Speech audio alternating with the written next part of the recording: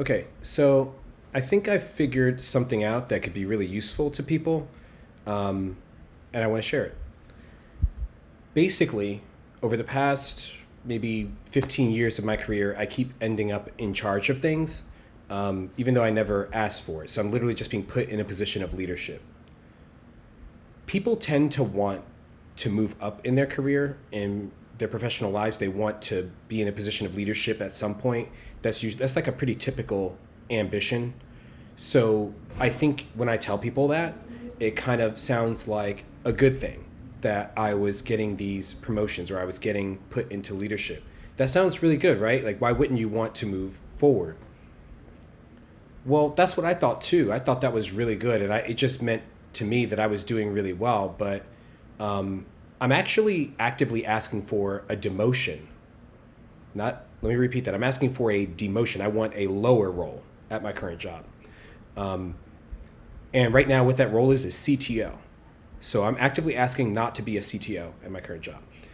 Reason is that I have a difficult time dealing with people, and you need a lot more social skills to be in a position of leadership. And even if you can pull it off, if you don't enjoy working with people directly like that in a social way, then that can be not that much fun, right? It can actually be really stressful. You could get overwhelmed, burnt out, just kind of hate your life. It can be pretty bad. So why do I keep ending up being put in a position that I wouldn't enjoy? Why does that happen? Well, I realized that I should probably share. I think I figured out what it is, and I want to share that because some people might want to actually avoid that, like me, obviously. And this can help you understand how to avoid it, but it also can help you get that if that's actually something you do want. And generally speaking, I would say that learning this allows you to just generally make things better for everybody. So it actually is good if people follow this advice. So basically, without further ado, I want to explain how to be in charge of people in your life professionally. How to do that. It's actually really simple. I would reduce it down to this one simple idea of taking responsibility or taking accountability that is not yours. Taking accountability or taking responsibility that is not yours. What I mean is that when you're at work, or it doesn't necessarily have to be your job, it could be your volunteer project, any group of people, whatever you're working together on, if there's something obviously not working, or you can see that something's not working, or you can see how you can improve it or fix it, if you manage to pick up that dropped ball and handle it yourself, people will recognize that as a symptom of a leader. If you keep doing that, if you continue taking responsibility that is not yours, people will start to identify you straight up as a leader. They will start putting you in charge of things. Why?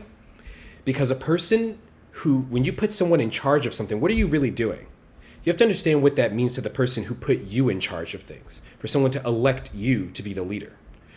What they're looking for is an insurance policy. They're not looking for the best performer. That's a misconception people probably have, that like someone in leadership is the best performer. No, it's the most reliable member that takes responsibility for everything. So if nobody else does their job, that person will. That's who they're looking for. They're looking for somebody who they can trust with this responsibility. That's essentially what it comes down to. And that is how you end up in leadership, by taking responsibility that is not yours.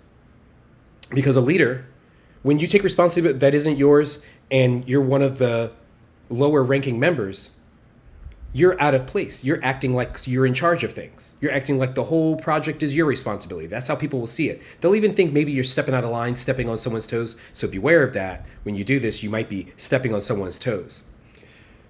But if you're a leader, if you are elected to be in charge of things, that's perfect. That's exactly what you should be doing. You should always be. The buck stops with you. You should always be taking responsibility. So you could argue that stepping on someone's toes is really just them picking up the responsibility that you dropped. So if truly you didn't do your job and someone else did it for you, they're actually still being a good team member, and them getting irritated at you for doing that is sort of a toxic behavior, I would say. Technically, they should look at that and say, thanks for helping me out, and just remember not to make that mistake again.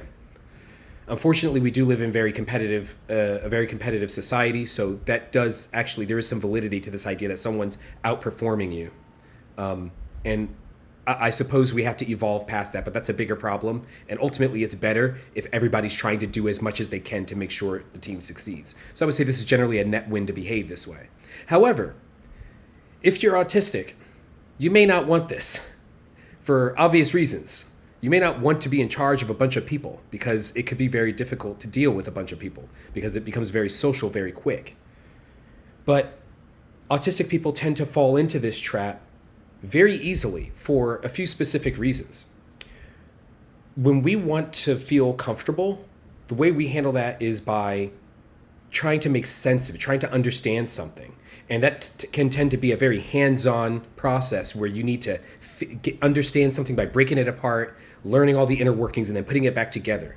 And if you do this at work, when something doesn't make sense to you, you see a problem and you start rectifying it or figuring out what's wrong with it because you need to understand and feel comfortable, next thing you know, people think you need to be in charge of things. And really, you're just trying to figure out what's going on around you. You're trying to understand the world.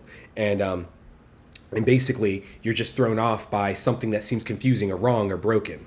So fixing it for you might make you feel comfortable, but it might also end up getting you an unwanted promotion. I know that sounds a little weird to say unwanted promotion because the first time you get a promotion, you'll probably accept it because it's the obvious, smart decision, but you might regret it later, as I mentioned earlier. So if you want to be a leader, if you want to be in charge of things, take responsibility that isn't yours. You might be stepping on toes, so be aware, but that is how it's done.